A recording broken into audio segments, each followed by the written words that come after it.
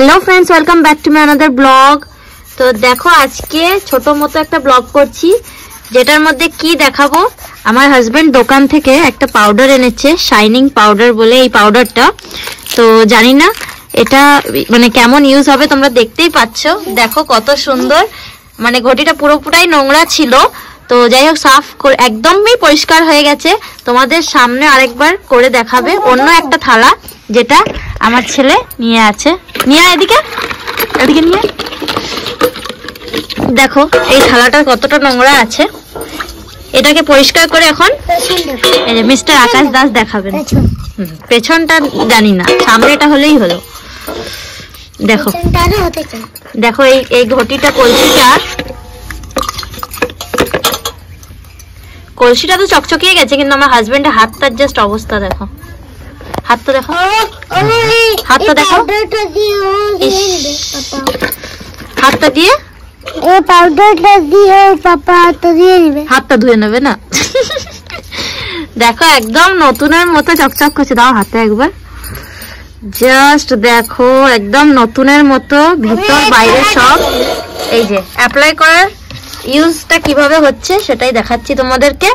ফার্স্টে থালার মধ্যে এই গুঁড়িটা এইভাবে ঢেলে দিল, পাউডার।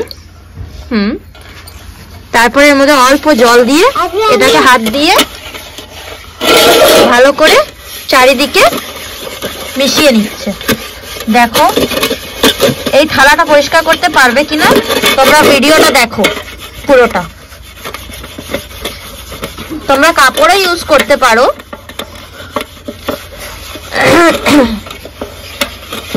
দেখো জাস্ট কিচ্ছু নয়, বেশি ঘষারও দরকার পড়ছে না। ওগুলো খানিকটা মানে জলের বা ফলের দাগ হয়ে গেছে প্রসাদে, সেই জন্য ওই দাগগুলো মনে হয় উঠবে না। ওয়াও, এখনো তো ভালো করে ধোয়াই হয়নি, তাতেই তোমরা বুঝতে পারছো যে ঠিক কি টাইপের সাফ মানে পরিষ্কার হচ্ছে। দেখো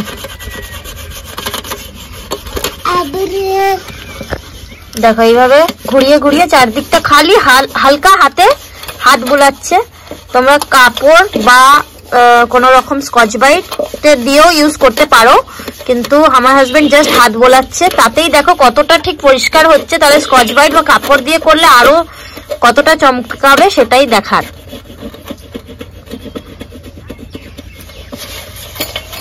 দেখি ওই যেগুলো স্পট পড়ে গেছে সেগুলো উঠছে কিনা।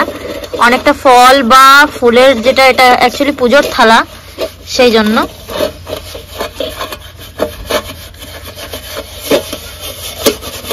দেখো এই স্পট গুলো উঠবে কিনা, উঠে যাচ্ছে, সব উঠে যাচ্ছে।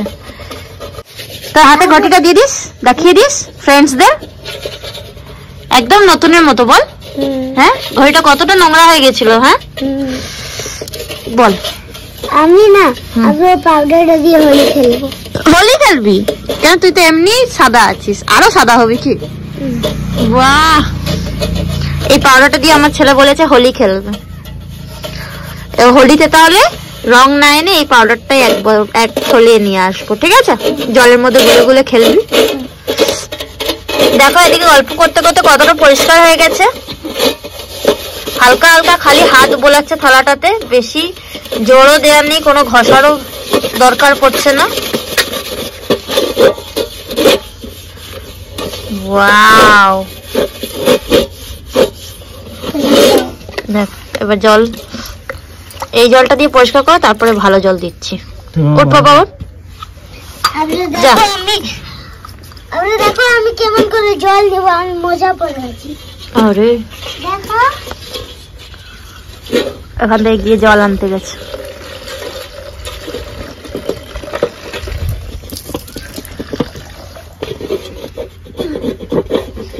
ওগুলো এই দাগ, ফল বা তেলের দাগ মনে হয়। ওগুলো উঠবে কিনা থেকে থেকে যে কষ্ট লেগে যায় না, সেইটা। দেখো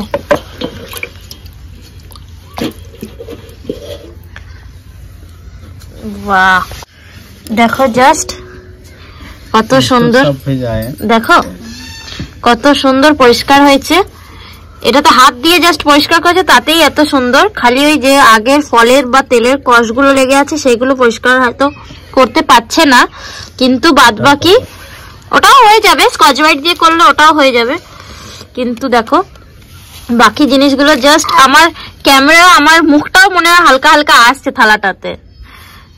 ওয়াও, এবার আমার হাজবেন্ড কি পরিষ্কার করতে লেগেছে দেখো।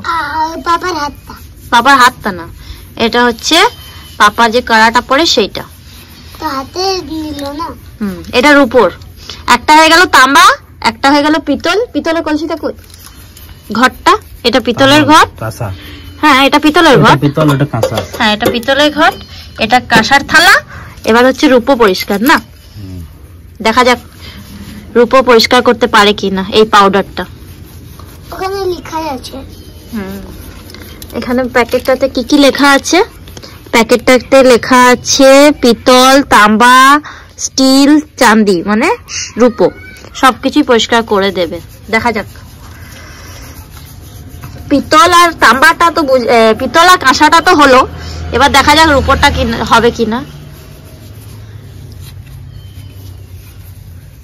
দেখো জাস্ট এটাও হয়ে গেল, একদম নতুনের মতো চকচক করতে লাগলো। বাহ,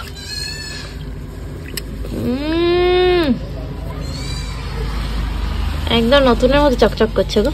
আফটার বিফোর হয়ে গেল, দেখো জাস্ট।